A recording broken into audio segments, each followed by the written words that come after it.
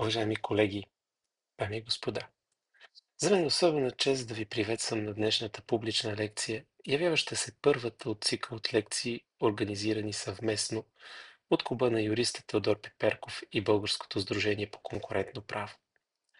Този лекционен цикъл е посветен на едно от най-динамичните, но и най-стратегическите направления в правото на Европейския съюз – правото на конкуренция.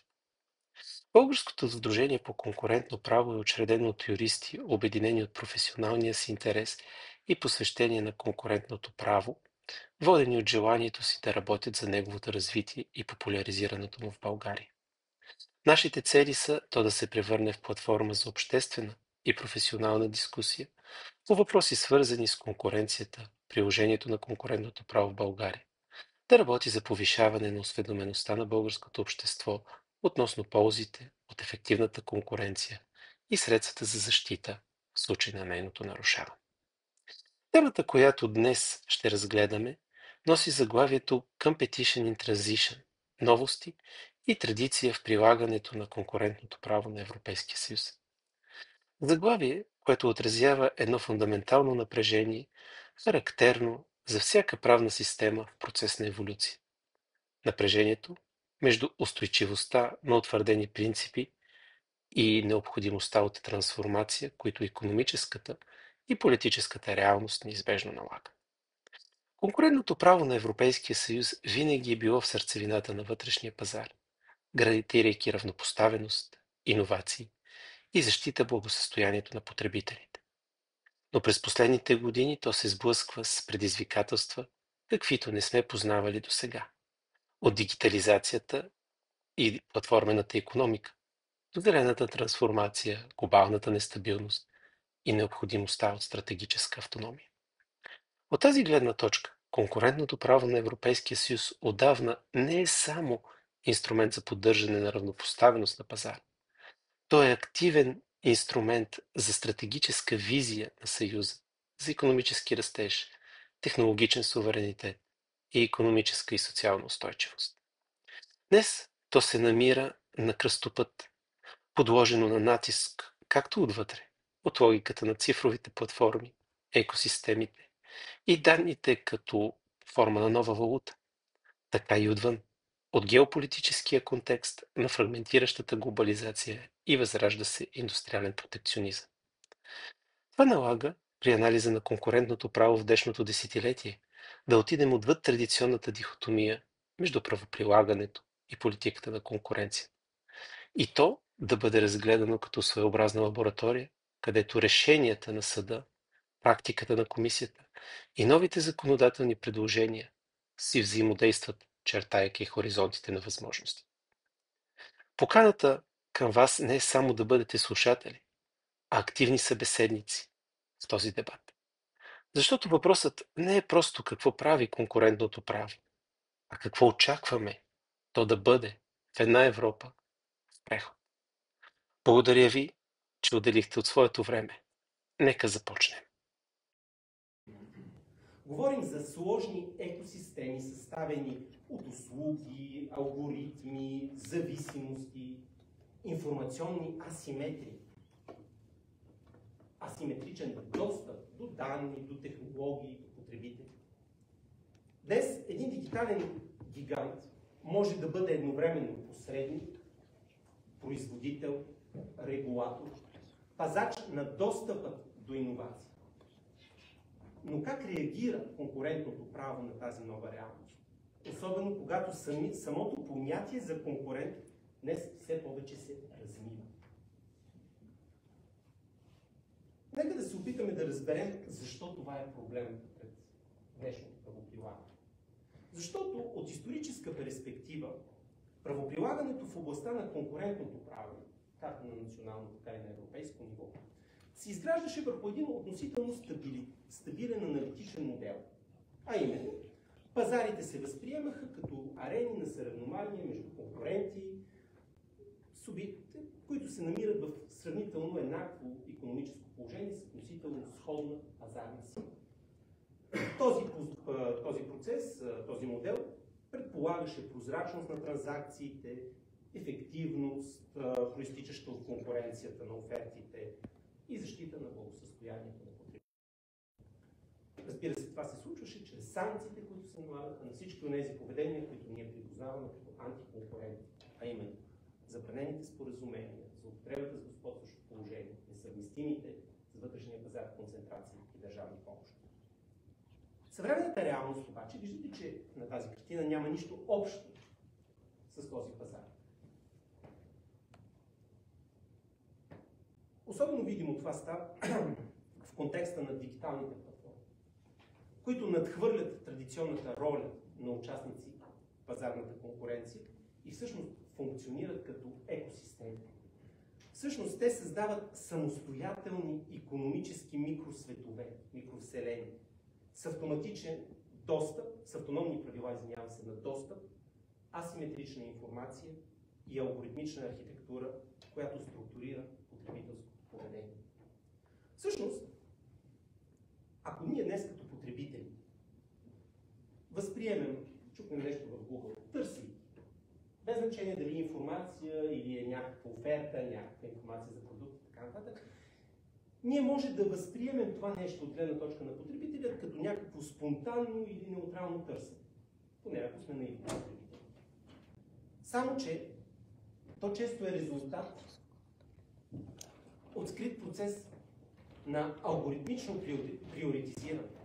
Процес, който е по дефиниция непрозрачен, който на практика е недостъпен за всякаква регулаторна ревизия и в голяма степен недосегаем за конкурентния качество. Тоест, какво означава?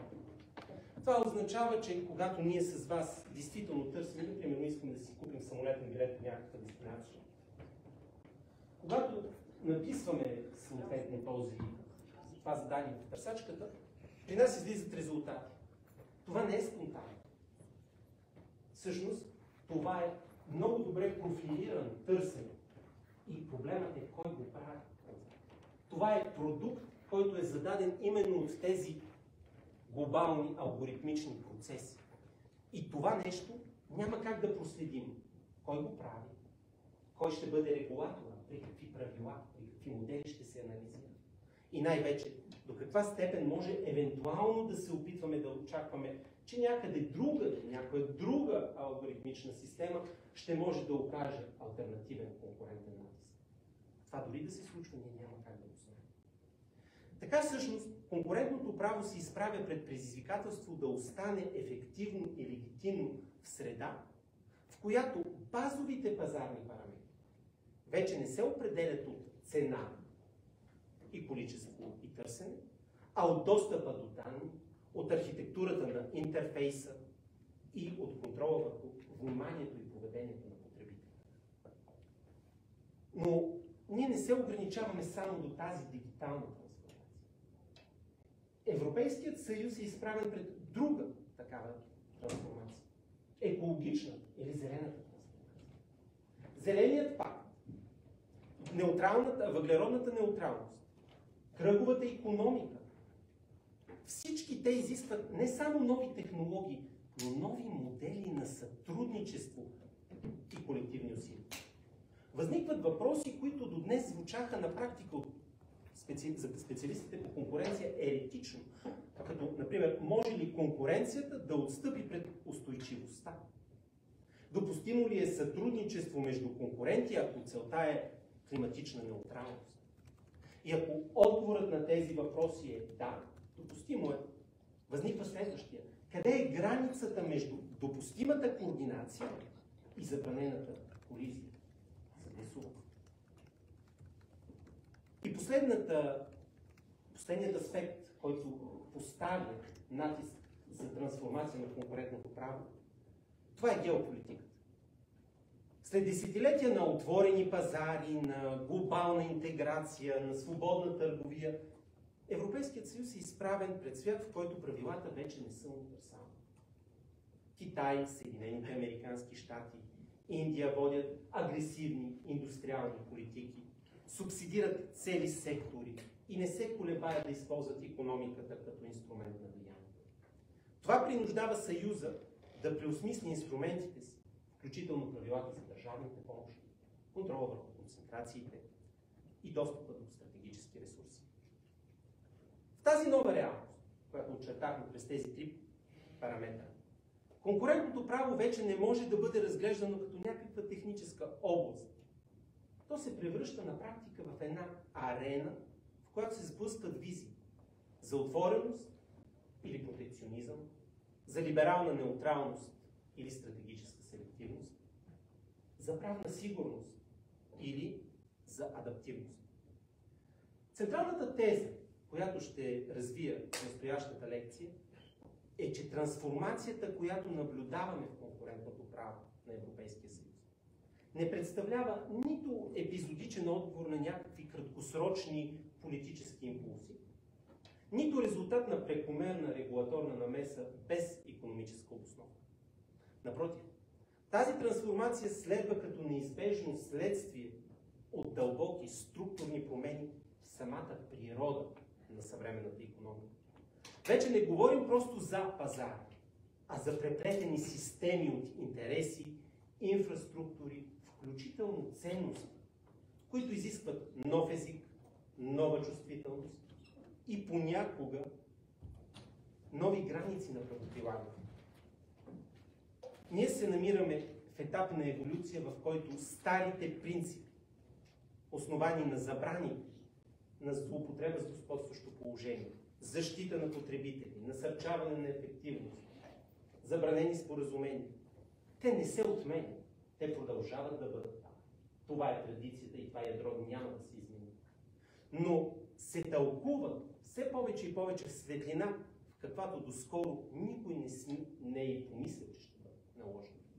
И това е именно предизвикателството, с което си струва да се вземем заедно, като юристи, като изследователи, като регулатори и, разбира се, като граждани на един съюз, който се намира в преход. Преди да навлезем в анализа на всяко едно от тези предизвикателства, ще се опитам съвсем накратко да очертая това, което ние наричаме основните стълбове на съвременното конкурентно право. В центъра на този нормативен корпус се открояват 4 основни стълба. Първият, това са правилата за забрана на антиконкурентни споразумения. Това е член 101, не се вижда, не е член 1. Нали. Колкото и да не си иска конкуренцията да е член 1, като в старата Живковска конституция, нали, всичко да е член 1. Не, това е член 101. Вторият стълб, това е забраната за злоупотреба с господстващо положение по член 102. Следва режимът на контрол върху концентрациите. И четвъртият стълб, това е режимът на контрол върху държавните помощи. Всеки от тези инструменти, колеги, инкорпорира в себе си специфична правна и икономическа рационалност.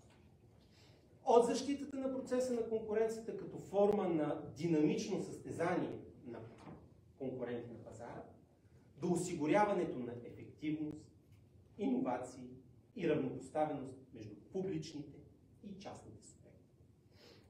От тази гледна точка не може да дадем някаква обща характеристика и заради това съвсем в кратко ще минем през тях. Не като какво е това понятие или така нататък, а по-скоро да видим как разбиранията на основните елементи на тези 4 стълба влияят върху сърцевината на правния режим на защита на конкуренцията. Разбира се, всеки един анализ започва от анализа на член 101.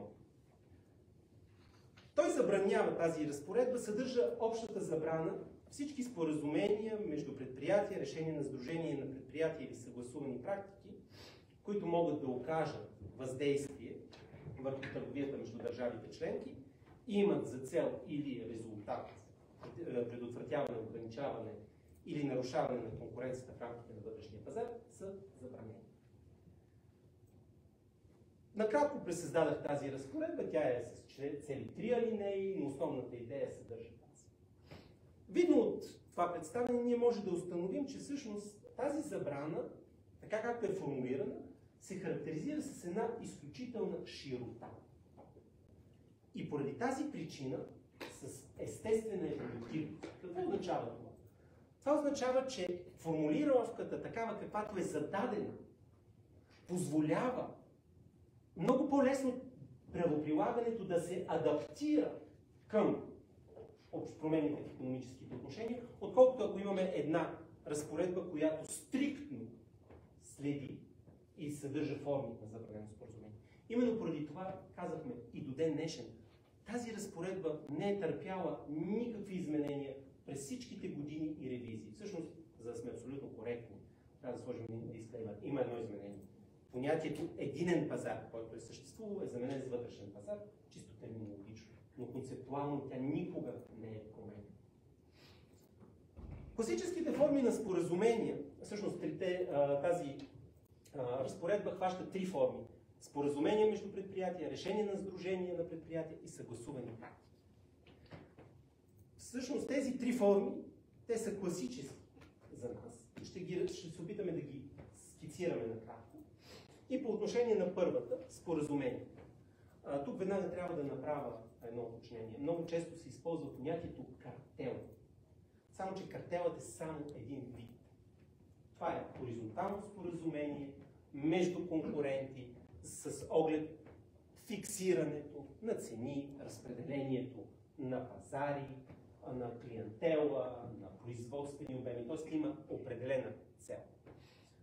И от тази гледна точка понятието, което използва договора за функциониране на Европейския съюз, е много по-широко, има за цел да обхване не само тези най-класически форми на нарушение на конкуренцията, но също така и други форми на съгласуваност на поведение между предприятия. Ние може да ги обединим в две основни групи. Хоризонталните, тук съм се опитал да ги пресъздам графично, споразумения за сътрудничество, които се сключват между конкуренти, действителни или потенциални, които действат на едно и също ниво на икономическата верига. Тези споразумения крият в най-висока степен риск от нарушаване на конкуренцията, особено ако посредством тях, казахме, се постига фиксиране на цени, разпределение на географско разпределение на пазари и други типични или не толкова сходни проявления на антиконкурентна синхронизация. Тези практики се квалифицират особено тежко, като особено тежки нарушения, когато имат за цел изрично да премахнат жизненно важната за нормалното функциониране на пазара несигурност пред останалите конкуренти. Вертикалните споразумения от своя страна представляват форма на сътрудничество между предприятия, които се намират на различни нива в икономическата верига. Например, производител и дистрибутор и търговец. Макар този тип споразумения да не носят толкова висок риск за конкуренцията, както са хоризонталните, те също могат да породят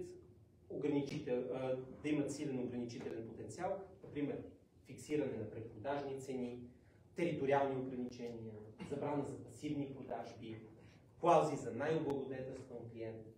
Всички тези случаи се касае за потенциално също така ограничение на конкуренцията на пазара. Само че ако при хоризонталните под една или друга форма, именно завишената степен на риск, предпоставя един малко по-формален анализ, казвам малко по-формален, при оценката на вертикалните споразумения се изисква много прецизен, контекстуален анализ, особено когато се засягат структури с висока степен на зависимост между тях. Тоест, трябва този анализ да бъде осъществен по такъв начин, че да можем ние много ясно да сме категорично сигурни, че се касае за нарушение на конкуренцията, а не за потенциално обратното ограничаване на практики, които са нормални за съответния бизнес.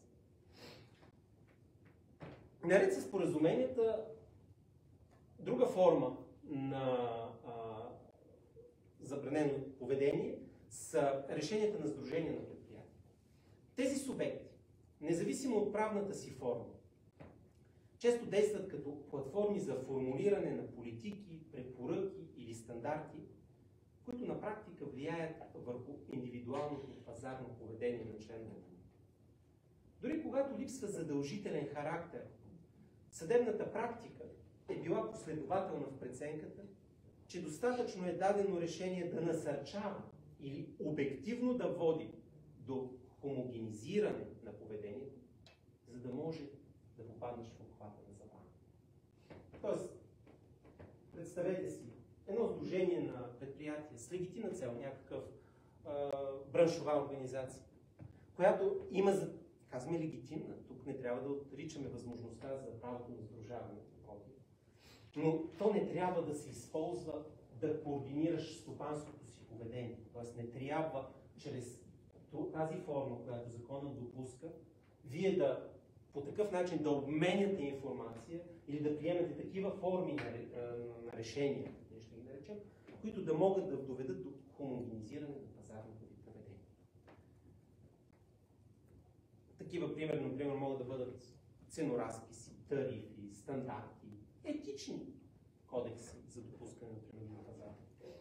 Може би последното най-известно в България дело, което се разнасяше като дъвка от известно време насам, беше решението на съда от януари миналата година, съда на Европейския съюз, по делото М-Акаунт, в което наредбата номер 1 на Висшия адвокатски съвет за минималните адвокатски възнаграждения бе припозната именно по тази форма. Решение на сдружение на предприятия. Третата хипотеза – съгласуваните практики. Тази категория обхваща значително по-гъвкави и често трудно доказуеми форми на координация, при която на практика не сме стигнали до споразумение или до решение, т.е. не сме стигнали до нито една от другите форми. Но предприятията възприемат пазарно поведение съобразено с предполагаемата реакция на конкурентите. Типични проявления на тази форма включват обмен на чувствителна търговска информация, някакво паралелно поведение, но се касае за паралелно поведение, което не може да се обясни с нормалните пазарни условия, защото стопанският паралелизъм е нещо нормално само по себе си, но то се предпоставя от пазарните условия. Например, структурата на ценообразуването на продуктите е еднаква за всички производители, за всички търговци на пазара и следователно е нормално влиянието на един от тези елементи да доведе след себе си до промяна, например, в цената на всички останали субекти на пазара. Примерно, кажем, повишава се цената на горивото. И всеки един търговец има компонент в ценообразуването, която е свързана с това и е нормално, когато се повиши, при всички това да доведе до повишаване на цената. Тоест, това паралелно поведение на конкурентите не може да се разглежда като съгласувана практика, защото има нормално стопанско обяснение. Но ако без да имаме подобни обективни причини, които да са залегнали в пазарната структура, то тогава по-скоро сме изправени пред подобни пазарни условия. Също така практики адаптиране чрез посредници или те нареченият hub and spoke структури. Тоест, вместо вие да влезете директно в контакт, вие използвате посредник, който на пръв поглед няма такова значение, но той е достатъчен, за да може да предаде информацията и тя да стигне до вас, за да може вие да следвате съответното пазарно поведение.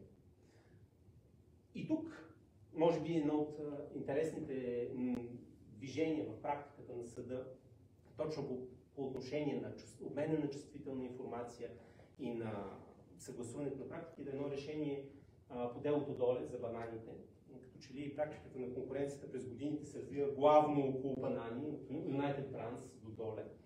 Дело с референции, мисля, че тук някъде го има посочено, се вижда C 286/13, където съдът утвърждава тезата, че дори обмен на прогнозна или очаквана информация може да бъде в състояние да ограничи конкуренцията при това цел. Всъщност, следващата стъпка в анализа на правилата по член 101 е именно това. Не да се анализира и да се квалифицира само и единствено формата на координация, но също така да се оцени дали ограничението, което има тази форма, е по цел или по резултат. Разграничението между ограниченията по цел и по резултат представляват едно от основните концептуални ядра на правоприлагането по член 101. Това разграничение има не само процесуално значение за тежестта на доказване, защото, както знаем, съдът е казал нееднократно, че когато имаме ограничение по цел, няма нужда да събираме доказателства за ефект, породен на пазара от това ограничение. Тоест много по-лесно и по-слаба е доказателствената тежест. Но също така, това разграничение има материално-правно значение, тъй като то отразява различната степен на опасност, която правото приписва на определените форми на пазарно поведение. Ограниченията по цел се отнасят до практики, които по своята същност, поради обективните си характеристики и правени икономически контекст, са възприемани като поначало вредни за конкуренция. Тоест всяко едно споразумение между конкуренции за фиксиране на цени, за географско разпределение на пазара, без значение дали ще ограничи конкуренцията като ефект. Неговата същност е такава, че то е вредоносно и самото му съществуване е достатъчно, за да може да породи последици в бъдеще, които са антиконкурентни. Или, например, друго споразумение. Много често в фармацевтичния бранш имаше едни споразумения pay for delay. Например, тези производители, които са на оригиналното лекарство, плащат на своите конкуренти, които могат да произвеждат вече генерици след отпадането на патентната закрила, за да могат да отложат във времето пускането на генерика. Ето този тип споразумение съдът в делото Generics UK, дело C307, /18, определи, че това представлява ограничение именно по цел. Сега, тук трябва да направя едно уточнение. Това, че ние се намираме или че можем да квалифицираме едно споразумение като ограничаващо по цел, съдът е казал, това не следва да се основава на формално, даже формалистично тълкуване на клаузите или на някаква обща аналогия с предходни категории. Да, имате облегчение в доказателствената тежест от една гледна точка, но това не означава, че вие не трябва да докажете, че се касае за подобен тип ограничение. И в делото Карбонкер, тук 67/13, съдът на Европейския съюз, отменяйки решението на общия съд, ясно посочи, че квалификацията на даденото споразумение като ограничение по цел не може да се основава единствено на неговото формално съдържание или израз. Необходимо е да се извърши задълбочена правна и икономическа преценка, която отчита, казва съдът, икономическия и правен контекст, в който дадената практика се реализира. В случаите, когато практиката не предвижда и не притежава очевидна антиконкурентна цел, но е възможно да породи вредни последици върху конкуренцията, правоприлагането преминава към анализа по резултат. Или ефект, има ги двете преводи се срещат, съдът използва все пак резултат. Този подход, колеги, изисква вече много по-задълбочен анализ, икономическа преценка на това каква е структурата на засегнатия пазар, степента на пазарна мощ на участниците, евентуалните бариери за навлизане или излизане, дали съществуват алтернативни канали на доставка и така. Тоест, какво е включително поведение на конкурентите и на потребителите на съответния пазар. Тоест, тук говорим за анализ, който е много в по-голяма степен почива на емпирични данни и работа с иконометрични данни и изследване на потенциално поведение на пазара, например, в отсъствието на една спорна практика.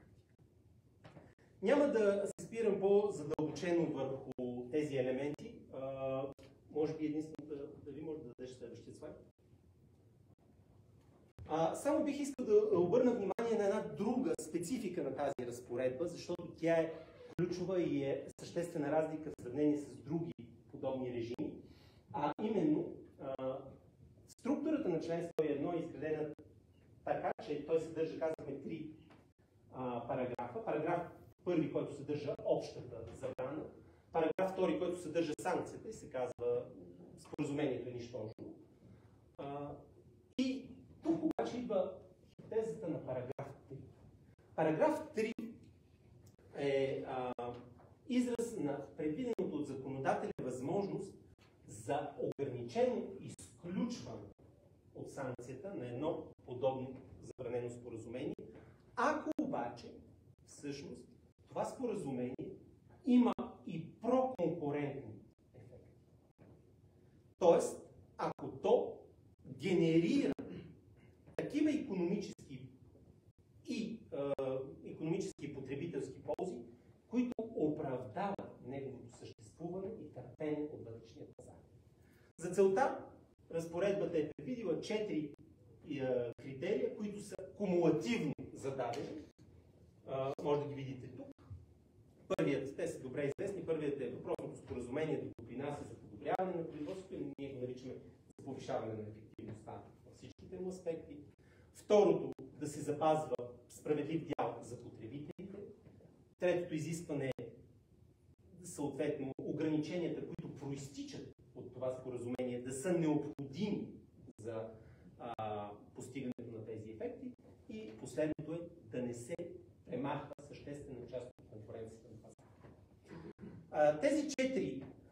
Този 4-степенен тест за допустимост всъщност въплъщава една особена самостоятелна правна логика на правния режим на конкуренцията на Европейския съюз. Само да отговоря, българският закон за защита на конкуренцията почива на същата структура. Само, че при нас това са разпоредбите на 15, 16 и 17 ЗЗК. Тоест не е в една разпоредба, а са три разпръснати. Той почива за отклонение от една друга доктрина. Това е доктрината на rule of reason. Ще обясня за какво става въпрос. Поне що се касае до разпоредба. Първият подобен текст, който е въведен в световната практика, е Section 1 на тъй нареченият Sherman Act. Първото антитръстово законодателство в Съединените американски щати. Според практиката на Върховният съд на Съединените американски щати, когато се анализира поведението и се анализира практика по реда на Sherman Act, се осъществява интегрирана, едновременна оценка на антиконкурентните и на проконкурентните ефекти. И в края на решението съдът преценява дали споразумението попада в обхвата на забраната или не. Логиката на структурата по член 101 е друга. Той разглежда параграфи 1 и 3 не като едновременен механизъм, а като последователни и автономни етапи от анализа на приложението на разпоредбата по член 101. Първо следва да се установи наличието на антиконкурентно поведение и попадане в обхвата на забраната.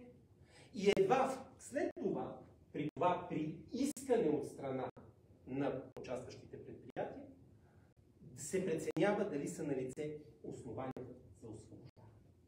Тоест, виждате, логиката е много по-различна. Защото в този случай, ако ние се намираме в американския модел, имаме един акт, с който се казва това споразумение не попада в обхвата на Sherman Act, Section 1, това има сила на присъдено нещо и това споразумение с имунитет. Без значение дали ще породи в бъдеще само негативните последици, без да се появят компенсаторните положителни. Докато тук, във всеки един момент, комисията може да вдигне освобождаването, което дава, и да наложи санкциите, предвидени за забраната, защото всъщност вие първо сте припознати като забранено споразумение и след това ви е даден имунитет от санкции, от негативните последици, защото вие се очаквате все пак да породите положителни ефекти. Тази логика, между другото, относително рано се още прословутото историческо дело Константин Грюндин, Метро от 1977 година, така нататък, застъпва тези виждания и до този момент това е константна съдебна практика. Понеже винаги имам слабост към член 101, но не може да спрем само там, съвсем накратко ще минем към втората форма, член 102. която забранява злоупотребата с господстващото положение. Подчертавам, забранява злоупотреба. Не забранява самото господстващо положение. Господстващото положение на пазара може да се дължи на нещо много естествено. Вашите качества. Заради това ние говорим за конкуренция, основана на заслуги, on the merits. И всъщност, самото господстващо положение не следва да се разглежда като негативен ефект за пазара. По-скоро, злоупотребата с него. Онези форми, чрез които вие успявате да увредите било структурата, било потребителите. Какво все пак представлява господстващото положение? Още делото United Trans, обещах, че ще си говорим за банани, дава първите очертания на тази дефиниция с няколко Continental Can и няколко други дела. Той допрецизира терминологично, но концепцията е запазена. Това е състояние на икономическа мощ, което позволява на предприятието да действа в значителна степен, независимо от конкурентите, клиентите и потребителите на пазара. Тоест, вие притежавате такава пазарна сила, че останалите субекти на пазара, защото господстващото положение не е монополно положение, т.е. има и други потенциални конкуренти, но те не могат да оказват необходимия, жизненно важен конкурентен натиск, който да може да ви повлияе върху поведението. Формите на забранено споразумение, на злоупотреба, са експлоатативни, те директно увреждат потребителите, структурни или още изключващи, те влияят на структурата на пазара, хищническо ценообразуване, отказ от доставка, обвързани продажби, отстъпки за лоялност. Виждам часа, че напредне и заради това гледам малко по-бързо да мина, за да се концентрираме върху основните аспекти. Може би само за да дам някакъв пример, например една ценова злоупотреба, която се води от тези структурни злоупотреби, това е хищничеството, или по-точно хищничеството ценообразуване. Една стратегия, при която господстващото предприятие временно предлага стоки на цени под себестойност с цел да отстрани конкурентите, след което възстановява загубите чрез повишаване на цени. Това поведение изглежда благоприятно за потребителите, но в краткосрочен план, защото представете си сега си купите един смартфон, който изведнъж утре започва да струва 1 лев. Че себестойността му не е и тази цена, на която се купува е ясно, че не е 1 лев, е също така. Да, всички изведнъж ще имаме нови смартфони. Но проблемът е за това, че това предприятие пази и може да понесе загуба, защото той разполага с необходимата пазарна, може да издържи много повече от неговите конкуренти, които са по-слаби. Те ще трябва да напуснат пазара, защото никой не живее на загуба, след което отново ще се върнат. Дори може да се върне на същата цена, каквато е била преди това. Проблемът е, че вече потребителите нямат избор и ще трябва да продължават да купуват при същата цена същите продукти. Ето ви пример за подобни злоупотреби. Контролът върху концентрациите. Следващото. Това е специфичен режим, който е въведен, той не фигурира в учредителните договори, той е въведен чрез производен източник на правото на Европейския съюз. Актуалният му текст е в регламент 139-2004. Тук това, което трябва да знаем е, че тук се касае за един режим на нотификация, т.е. на предварителен контрол. Режим, който има за цел да следи за евентуалните бъдещи негативни последици от операции, които сами по себе си не са забранени. Това са всички от тези операции, които са израз на нормална пазарна стратегия, като вливания, сливания, joint venture, придобивания на контрол. Неща, които всъщност са част от нормалната бизнес стратегия на предприятията в съвременната икономика.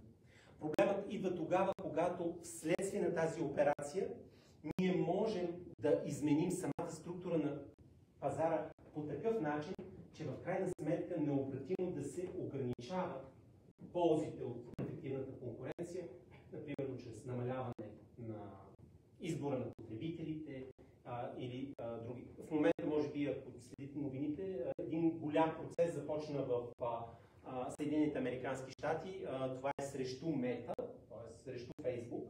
В частност, по отношение на придобиването преди почти 11 години на Instagram и WhatsApp от страна на Мета. И всъщност, това е те нареченият Killer Acquisition, операция, чрез която всъщност формално и Instagram съществува, и WhatsApp съществува, но каква е била целта? Била е целта да се изтегли от пазара ефективен конкурент, който е можел да развива допълнително нови технологии, нови услуги. За сметка на това ти го придобиваш, махаш го от пазара и уж формално услугата продължава да стои, но на практика ти нямаш вече този избор и най-малкото услугата вече не се развива. Също така, тук основният проблем, който се сблъска merger контрола, е свързан с фактът, че той се прилага в една система, в която основно като че ли акцентът повечето държави поставят върху индустриалните политики. И това е сблъсъка между комисията и държавите. Всъщност през последните години ние наблюдаваме този сблъсък все по-отчетливо, особено ясно пролича това покрай отхвърленото през 2019 година сливане между двата големи гиганта в железопътния транспорт, Siemens и немският Siemens и френският Alstom, като Европейската комисия прогласи тази концентрация за несъвместима с вътрешния пазар, защото според тях планираното придобиване на акции между двете компании довежда до де-факто монопол върху пазарите на сигнални системи и високоскоростни влакове, което на практика лишава пазара от ефективна конкуренция. Това решение бе взето, защото казвам, въпреки изключително силната подкрепа и на германското, и на френското правителство за тази сделка. И всъщност започна да се създава напрежение между Европейската комисия и правителствата на тези две държави, защото те разглеждаха тази сделка по-скоро като част от една логика на геополитически и икономически цели на Съюза, отколкото по-скоро като чисто антиконкурентно поведение. И от тук съответно се започна един по-конкурентен дебат, институционален дебат, довел до публикуването на тъй наречената френско-германска пътна карта за евентуална реформа на правилата, свързани с контрола върху концентрациите. 6 години по-късно ние стоим все още със същия регламент, все се променя и се продължава да се актуализира, но за сега структурата на регламент 139 2004 продължава да бъде същата. Последният от стълбовете е контролът върху държавните помощи. Сега тук имаме пак също превентивен контрол с една малка особеност обаче. При концентрациите те предварително не са забранени, т.е. вие там считате, че може да го правите, но когато минете определени правила, които са разписани в член 1, вие сте длъжни да нотифицирате Европейската комисия, да изчакате до момента, в който вие ще получите разрешението, за да може операцията да получи. Тук ние стоим наобратно. Имаме предварителна забрана. Държавните помощи са забранени. Но при определени условия комисията може да разреши този, чрез упражнение от нея контрол, определени държавни помощи да бъдат допуснати и държавите да могат да подпомогнат съответните сектори. Тоест, държавните помощи представляват изключителна компетентност на Европейската комисия, като основната цел е да предотврати нарушаването на конкурентното равновесие не от гледна точка на поведението на частноправните субекти на предприятията, а от гледна точка на поведението на държавите, като публично-правни субекти. В тази презентация, която след това ще бъде дадена и на клуба на юриста, за да може да бъде публикувана, ще бъде качена и на сайта на Сдружението, така че вие ще имате възможност за достъп до нея. Виждате каква се състои основните елементи на общата забрана, както и тук има система на изключенията, за които ние говорихме, които са предвидени в членове 107, параграфи 2 и 3. Тук бих искал да се спра по-скоро върху предизвикателствата, които поставят прилагането на тази традиционна мярка. И тя е свързана, например, в последните години с въпроса за фискалната автономия на държавите членки. Един от елементите, за които може да си където може да видим, това е делото Apple срещу Ирландия, което повдигна ключови въпроси относно границата между допустимата фискална автономия на държавите и забраната за селективна помощ. Всъщност по това решение комисията прие, че две данъчни решения, които са предоставени от Ирландия на Apple, те са с данъчни преференции, представляват държавна помощ под формата на селективна фискална преференция. Сега Общият съд първоначално отмени решението, но съдът, решението си от 2023 година, потвърди анализа на комисията, приемайки, че фискалните мерки могат да представляват помощ, когато водят до необосновано отклонение от общата данъчна система. Защо това е предизвикателство?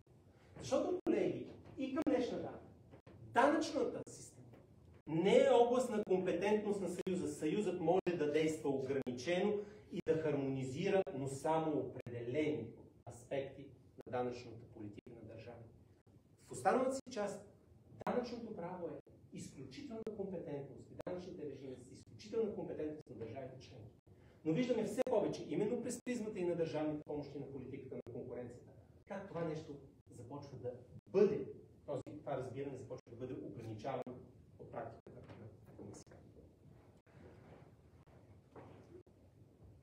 Всичките тези правила днес са поставени пред съществени предизвикателства.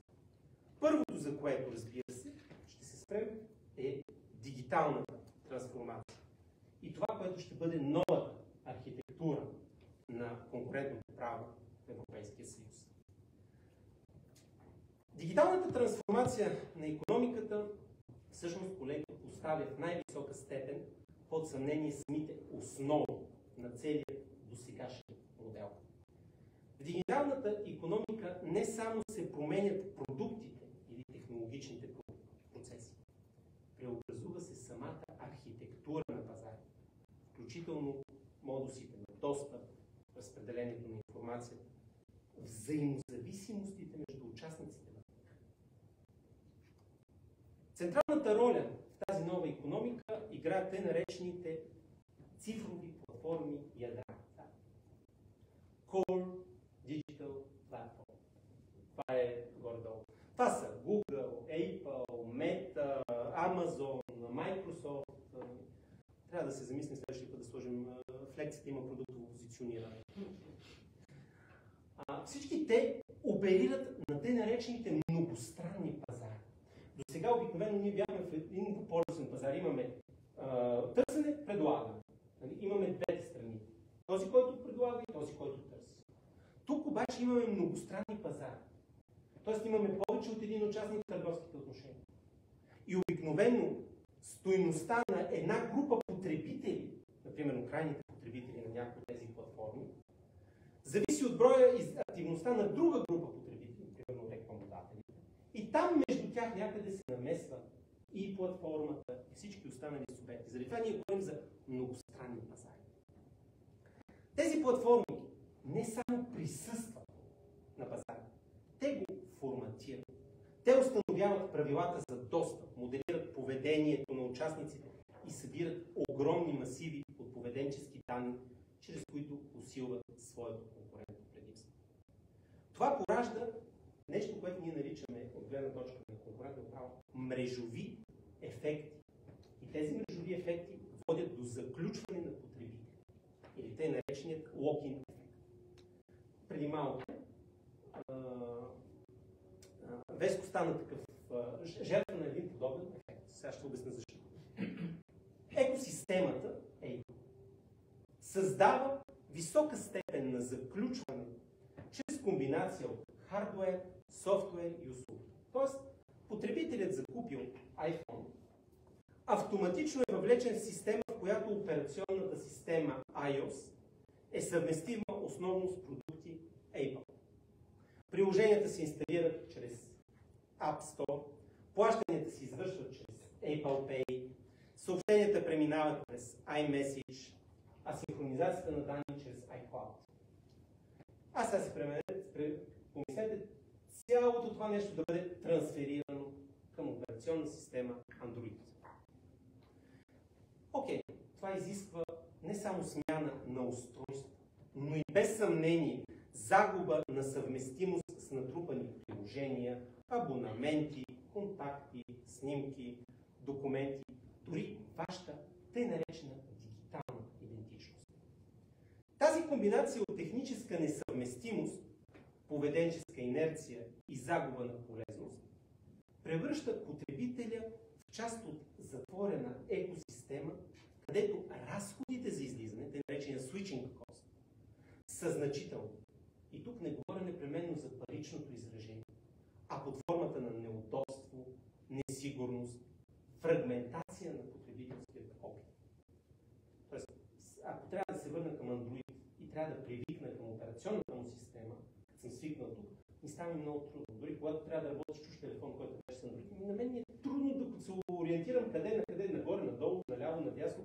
Ето това говорим за switching cost. Те не са само парични изражения. Така, платформата придобива не просто пазарен дял, а вградена пазарна власт, която трудно подлежи на конкуренция чрез традиционни икономически инструменти, като по-ниска цена или по-високо качество. Всъщност, тези характеристики поставят съществени предизвикателства, например, пред класически инструменти на конкурентното право, като член 102, който забранява злоупотребата с господстващо положение.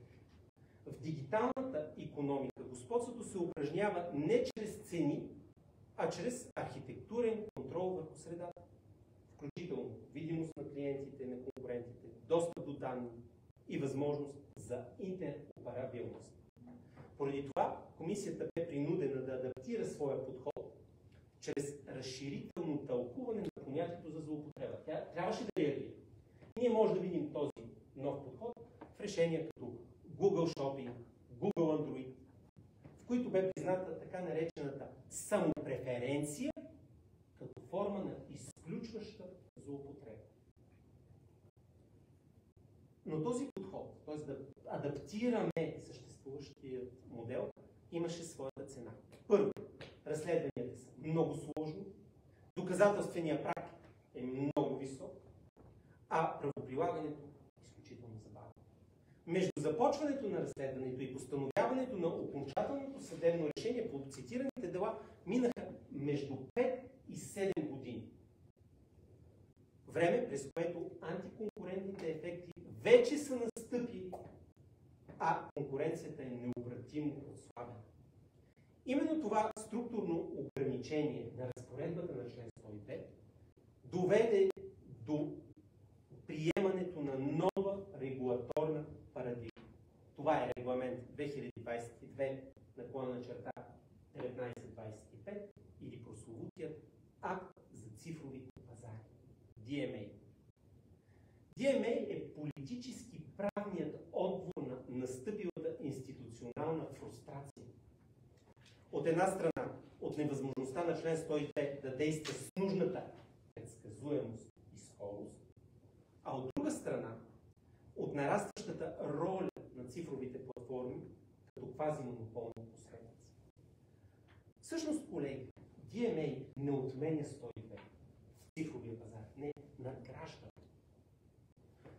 Той просто превръща 102 и задълженията, които имат господстващите, в автоматично приложими задължения, валидни към всички онези субекти, които въз основа на член 3 от DMA биват квалифицирани като гейткипъри, това е статус, или пазачи на достъп до съответните платформи. Тези критерии са класически използван подход. Комбинация между количествени прагове, примерно те трябва да имат тези платформи оборот от 7,5 милиарда евро годишно в Европейския съюз, за последните 3 години. Брой потребители трябва да са 45 милиона крайни потребители, от които поне 10 хиляди да са бизнес клиенти. И това са ви, като член 3, количествените, но има и също така качествена преценка относно устойчивостта на пазарната позиция и ролята на платформата като някаква междинна инфраструктура. DMA предвижда, че ако вие покриете тези критерии, вие притежавате статута на на подобен тип gatekeeper, то тогава основните услуги на платформата, като търсачки, операционни системи, социални мрежи, облачни услуги, магазини за приложения и други ключови компоненти на цифровата среда, към тях започва да се прилагат същите стандарти, каквито се прилагат по случаите, свързани в член 102. Имаме допълнителни такива задължения, които се намират в членове 5, 6 и 7 от регламента, като например забрана за комбиниране на лични данни между различни услуги без изрично съгласие. Ако сега гледате и инсталирате някакво приложение, обикновено ви пита, съгласни ли сте тези лични данни да бъдат използвани? Ако напишете съгласни сте, окей, той ще използва личните данни, но без вашето съгласие той не може да обедини личните данни от вашето профил. Забрана за налагане на задължителна регистрация в друга услуга, за да имаш достъп до услуга, която ти би искал да ползваш от дадената платформа. Забрана за ограничаване на комуникация между бизнес потребители, крайни потребители и така. Също така, задължение за гарантиране на оперативна съвместимост. Днес вече е много по-лесно да прехвърлите всичко от iPhone си на Android и обратно от Android на iPhone. За да може да се случи. Типичен пример в това отношение беше задължението на Facebook Messenger да бъде оперативно съвместим с алтернативни услуги за съобщение, което беше наложено като изискване за оперативен интерфейс, който да е съвместим. Тоест, ние виждаме един механизъм за динамична адаптация към условията. DMA е точно това. Форма на динамична адаптация към тези условия на платформа. Като в случай, че когато системно не се спазват тези правила, комисията може да прилага санкции, да налага санкции, които могат да стигнат до 20% от годишният оборот, но също така може да налага и поведенчески и структурни мерки, включително задължение за разделяне на бизнеси, прехвърляне на собственост върху участие от платформата. Например, това, което само че за съжаление този процес ние го виждаме в Съединените американски щати от Федералната търговска комисия. Там Мета всъщност и целият този процес, който тече от понеделник, може би ще достигне, ако се наложи, до това, че да задължи Мета да продаде Инстаграм на някой друг. Там е проблем между Facebook и Инстаграм, тази интеграция, която съществува между тези режими. Сега, разбира се, въпреки редица въпроси, които остават отворени, т.е. въпреки цялата тази относително нова рамка, редица въпроси продължават да стоят отворени. Основната е свързана с това, че ние все още нямаме много правоприлагане по тази регламентация, поне което да стигнем и до санкцията на съда. В този смисъл, на този етап все още DMA може да се разглежда като някаква форма на лаборатория за регулаторна иновация, която се среща правото на конкуренцията, индустриалната политика, защитата на личните данни, въпроса за суверенитета, но не само държавни, личният интегритет и суверенитет в една дигитална сфера. Тоест, всичко това, което виждаме, може да ни направи едно заключение, че дигиталната трансформация не е просто нова глава в конкурентното право. Тя е тест за неговата способност да се адаптира към нови форми на власт, нови измерения на контрол и нови предизвикателства пред свободата на икономическата инициатива. Устойчивост и конкурентно. Все повече говорим за тази връзка, за зеленият преход, за това как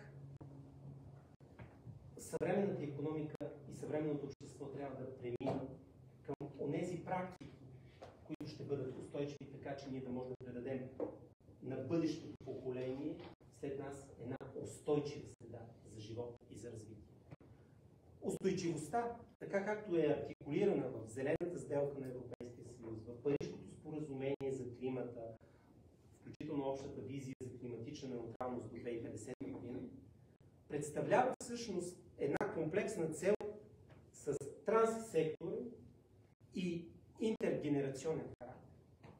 Тя обхваща не само екологичната устойчивост, но и социалната и икономическата стабилност. Това поставя правото на конкуренцията пред нов тип предизвикателства.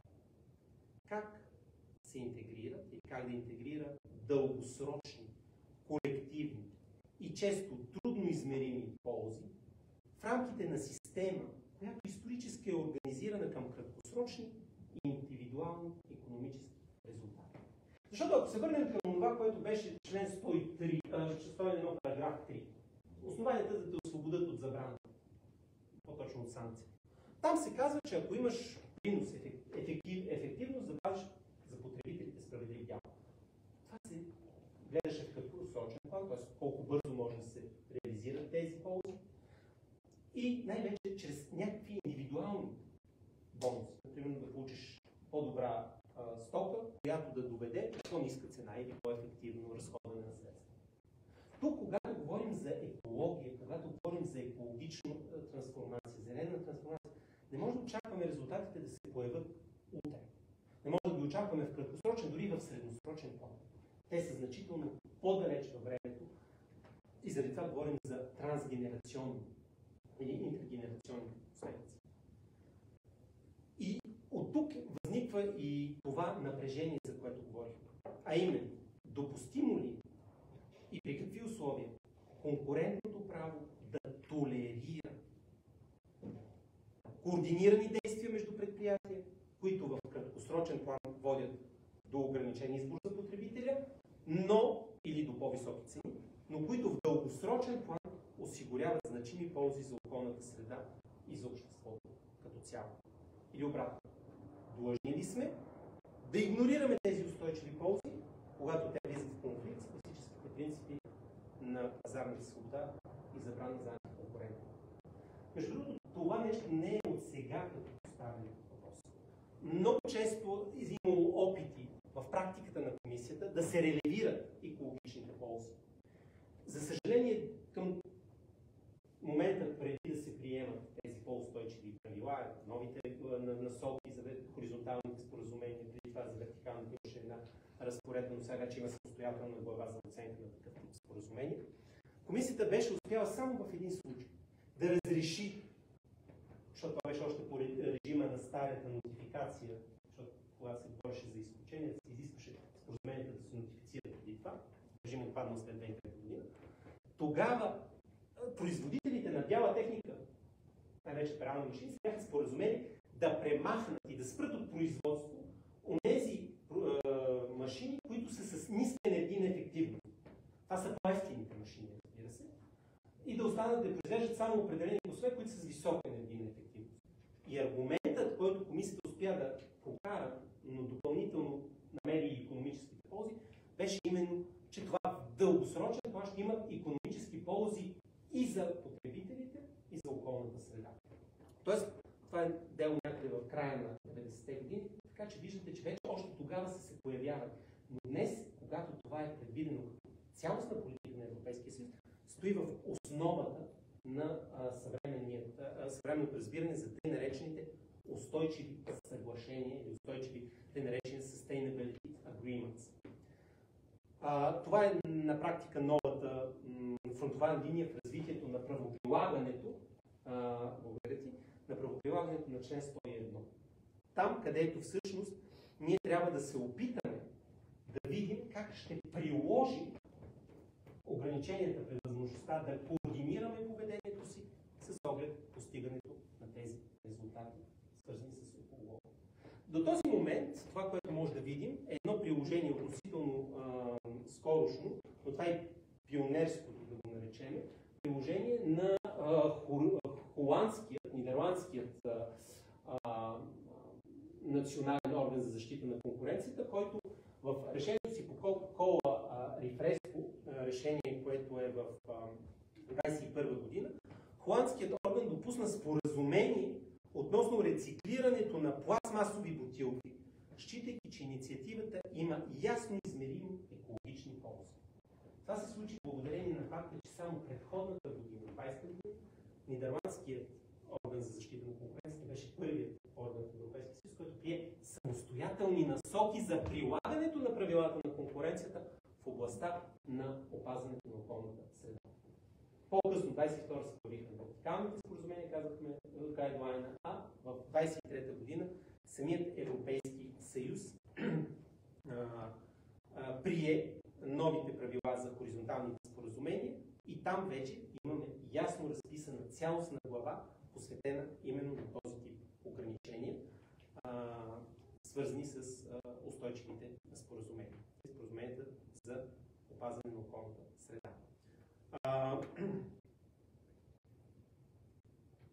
Нека да минем към следващият. Третото измерение, което ние с вас трябва да разгледаме в днешната лекция, е свързано с геоикономическото измерение на конкуренцията и в частност с настъпилите промени в политиките на останалите държави извън Европейския съюз.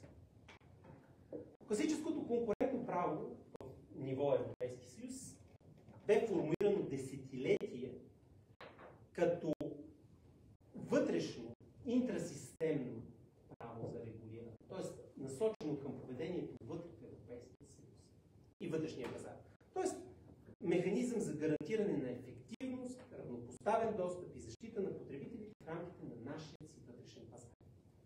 И той изхождаше от предположението, че участниците на този пазар действат по общи правила и са подчинени на логиката на свободната конкуренция, която е обща за световната търговия. Това бяха годините на либералната икономика, която възприемаше хомогенизирането на пазарните отношения в глобален мащаб. Днес обаче тази презумпция е все по-често опровергавана от реалността. Трети държави активно субсидират своите национални шампиони, предоставят извън европейски държавни помощи, финансират враждебни или стратегически придобивания на европейски предприятия и застъпват модели на индустриална политика, които не съответстват на принципите на прозрачната и лоялната конкуренция. Опитайте се да се конкурирате в обществена поръчка, отворена за всички предприятия от света. Тогава, когато, например, участва китайска компания, която е получила субсидия за това участие и заради това тя може да даде много по-ниска цена, отколкото което и да е друго предприятие, ограничено от възможността да получи субсидия от своята национална държава в рамките на Европейския съюз. Ето и го измерение. Или обратното, да се финансира една операция по придобиване на акции на едно предприятие в Европейския съюз, като по този начин се осъществява контрол върху определени стратегически ресурси. Именно тези предизвикателства карат европейският орган, европейските институции да помислят за надграждане или за намирането на външно измерение на познатите нам режими за контрол върху концентрациите, върху държавните помощи, върху обществените поръчки. Така през 2022 година бе приет регламент 2022-2560 относно чуждестранните субсидии, нарушаващи вътрешния пазар, или те наречени FSR Regulation. Това е първият по рода си правен акт, който цели да преодолее дългогодишната нормативна асиметрия. Тоест, фактът, че докато субсидиите, предоставени от държавите членки на Европейския съюз, са обект или на забрана, или на много строг контрол, съобразно правилата на държавните помощи, то държавната подкрепа, идваща от трети страни за другите предприятия, скоро оставаше извън обсега на контрол по линия на член 107. Регламентът коригира този дефицит, като предостави на Европейската комисия нови правомощия за разследване и възможност при необходимост да санкционира икономически предимства предоставени от трети държави на предприятия, които оперират на вътрешния пазар на Съюза. Това се отнася най-вече до две критични зони. Концентрациите, когато придобиващото предприятие е получило чуждестранна субсидия, която може да изкриви конкуренцията, или и с другия сектор са обществените поръчки, когато участник в търг предлага необяснимо ниски цени, благодарение на непрозрачна държавна подкрепа от държави извън Европейския съюз. Това, което е тук важното да отбележим, че този регламент вече гледа и анализира операцията не само през призмата на икономическата ефективност, а на произходът на пазарната власт, на произходът и стимул за осъществяването и участието в тази система. Всъщност, тук трябва да отбележим, защото виждате, че имаме от една страна концентрациите, които са обект, и по този регламент имаме регламент 139.4. Тук не се блъскат, те не се бият. Те не са и допълващи се. Те са алтернативни, те не са алтернативни, те са едновременно прилагани. И всъщност една и съща операция, ако се окаже, че попада в обхвата на регламент 2560 от 22 година, следва да бъде нотифицирана по този регламент, но тя задължително, ако покрива и останалите права, ще бъде нотифицирана и по регламент 139-2004. Тоест, тази операция ще мине двоен контрол. И това е допустимо, защото оценката има съвсем различни цели. Едното ще по реда на 139-2004. Тя ще се анализира през призмата на икономическите последици, докато по режима на ФСР тя ще следи комисията, пак също, за това до каква степен чужда намеса няма да изкриви пазара чрез неправомерно участие. Така всъщност се гарантира интегритета на геостратегическата и на тъй наречената стратегическа автономия, за която Съюзът се бори. И тук имаме съответно режим за нотификация, тъй нареченият предварителен контрол. Между другото, няма да е екзотична идея да имаме разрешение на концентрацията по 139 като съвместим за вътрешния пазар, но забрана на същата тази операция по реда на член на регламент 2022-29-60. Сега, за съжаление, не можем да, защото времето напредва, ми се иска да поговорим с въпроси. Бих искал само да отбележа, че има още няколко инструмента, които се прилагат, които се приеха в рамките на последните няколко години след 2019. Това е регламент 2019-452 за създаване на рамка за контрол на преките чуждестранни инвестиции. Регламент 22-1031, който е тъй наречения ТИПИ или регламент относно международните обществени поръчки. И последното нещо, което ми се иска да видим, е новият механизъм, нов фокус на прилагането на държавната помощ, а именно те започнаха да се прилагат като инструмент за индустриална политика, чрез въвеждането на специфични схеми, като например Important Projects of Common European Interest, който позволява значителни публични субсидии за транснационални проекти с висока стратегическа стойност. Тоест, виждаме, че този режим, който позволяваше да се контролира държавните помощи, вече има и своето външно измерение, за да може да се следи за намеса на държавите или чрез държавни ресурси отвън към Европейския съюз.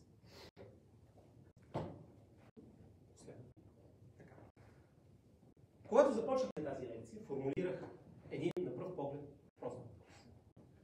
Но всъщност дълбоко многопластно. А именно, какво означава днес да говорим за конкурентно право в рамките на Европейския съюз?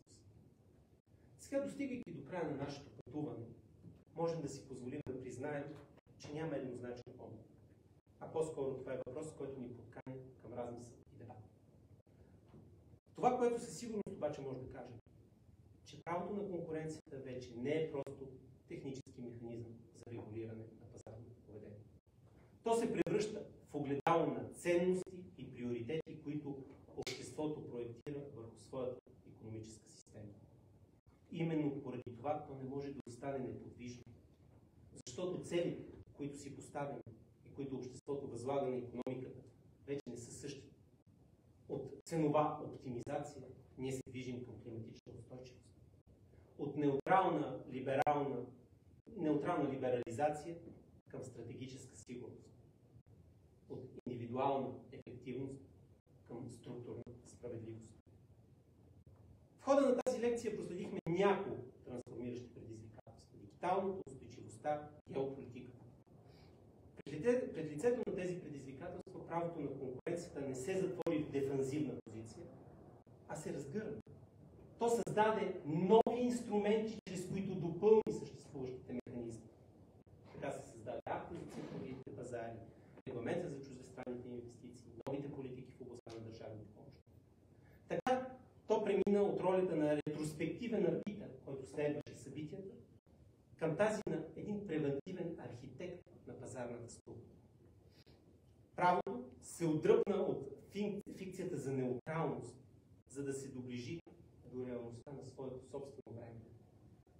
Така, без да изоставя принципите си, то ги преосмисли по уста формална законосъобразност към материална легитимност. Разбира се, този подход не е без риск. Има опасност от размножаване на цели, правна несигурност, дори политизация. Но именно тук, в тази уязвимост се открива и новата историческа роля на правото на конкуренция. Да бъде пространство, в което икономиката, правото и демокрацията се срещат. Не просто за да регулират поведението на пазарните участници, а за да поставят въпросите, които ние, като граждани, като общество, не можем да не си позволим да зададем. Какво е справедливо, какво е устойчиво, какво е легитимно. И това в очите на една променяща се обществена съвест. Затова конкуренцията, не правото, а конкуренцията в преход, не е просто емпирично описание на някакво текущо състояние. Това е един нормативен избор. Избор дали ще използваме правото на конкуренцията, за да консервираме статуквото, или за да навигираме и насочим една трансформация. Именно тук се обърна с вас с покана не просто към въпроси, а към съучастие в това общо усилие. Покана към споделяне на перспектива, критичност, несъгласие с някои от тези. Ако днес се питаме как ще изглежда правото на конкуренцията утре, повярвайте ми, този отговор няма да го намерите нито в практиката на комисията, нито на съда или на органите по защита на конкуренцията. Той ще дойде в дебата там, където ние с вас участваме. Ако, разбира се, имаме коража да мислим отвъд очевидното, да се слушаме в аргументираното несъгласие и да проектираме съгласие, основано на отговорност, а не това, което ни е удобно да възприемем. Благодаря ви за вниманието. Оставам за въпроси.